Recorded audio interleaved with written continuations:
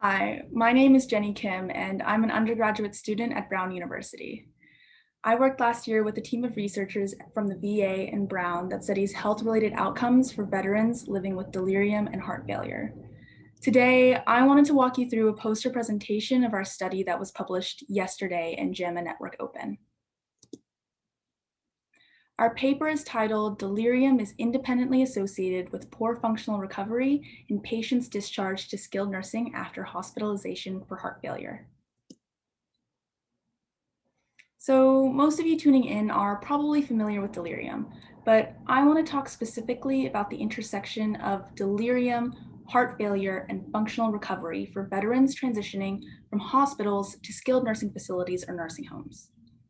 Heart failure is key here because atherosclerosis, or hardening of the arteries, doesn't just impact the heart, but also the brain, which can make people more susceptible to delirium. This link highlights the importance of studying delirium because heart failure is already a highly prevalent, chronic, and disabling condition that's projected to impact more than 8 million Americans by 2030. Acute exacerbations of heart failure are a leading cause of hospitalizations and rehospitalizations.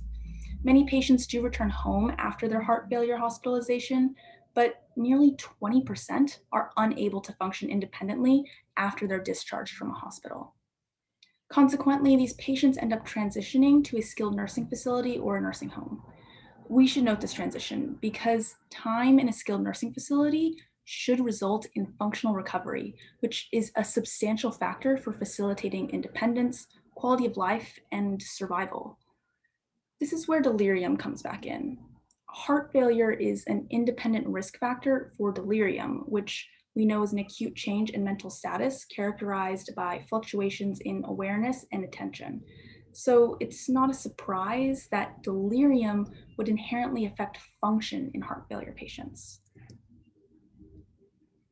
So we wanted to better understand how delirium affects functional recovery of heart failure patients. Ultimately, to see if people living with delirium had worse functional recovery compared to those without.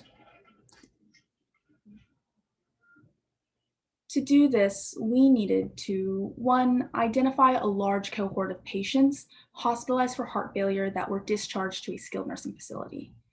Two, we needed a way to identify delirium so we could compare the functional recovery of those with delirium to those without. And finally, three, we needed an empirical way to determine functional recovery of residents in a skilled nursing facility over time. So here's how we did it. For our cohort, we used VA records to retrospectively identify veterans from the VA medical centers that were hospitalized for heart failure and discharged to community-based skilled nursing facilities between 2010 and 2015. Of those, we found 20,074 veterans that also had at least 2 recorded MDS 3.0 assessments. The MDS 3.0 was a key to our study. It's a federally mandated standardized assessment that's administered to all residents of a skilled nursing facility within 14 days of admission and every 30 days thereafter or at discharge. Within the MDS, there are multiple assessments, but we primarily used 2. The Confusion Assessment Method, or CAM, and the Activities of Daily Living, or ADL assessment.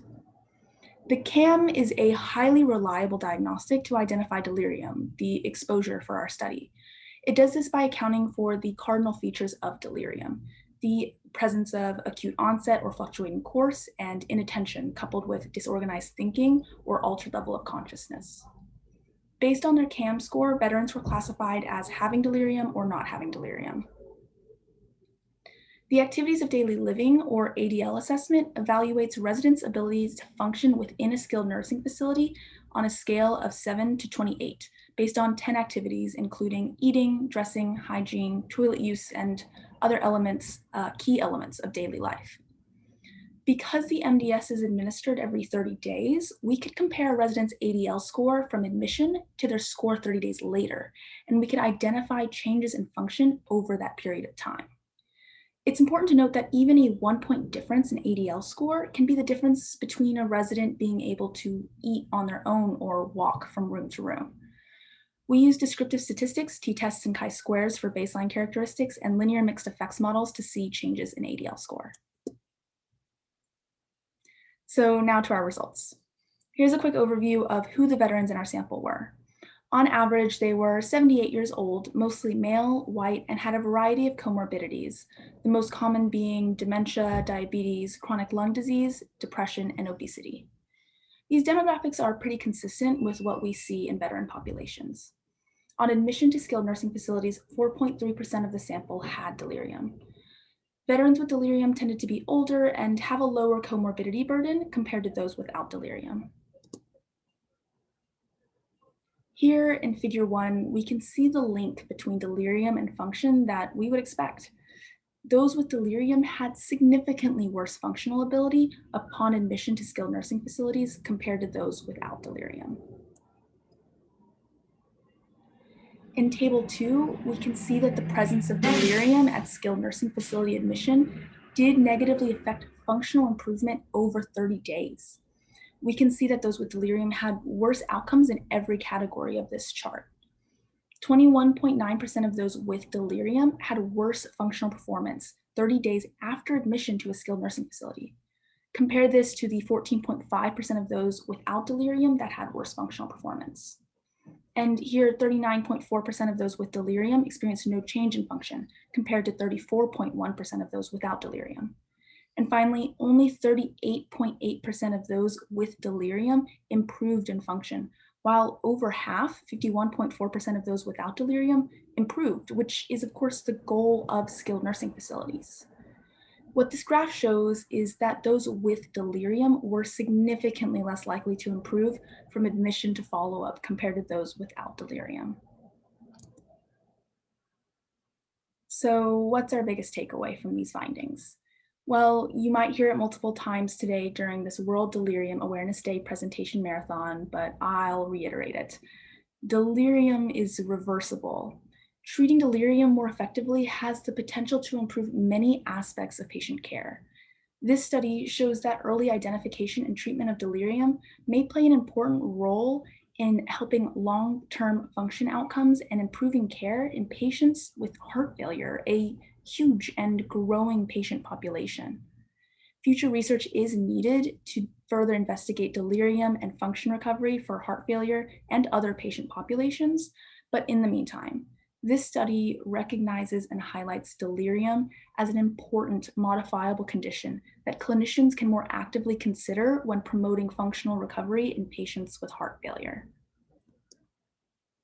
If you're interested in learning more, you can read our full paper on JAMA Network Open, and if you'd like to follow up with me or my co-first author, Caroline Madrigal, please feel free to reach out. Our emails are on this slide. This work was supported by the Karen T. Romer Undergraduate Teaching Research Awards at Brown University, the Department of Veterans Affairs, Health Services Research and Development, and the Center of Innovation in Long-Term Services and Sports. Thank you.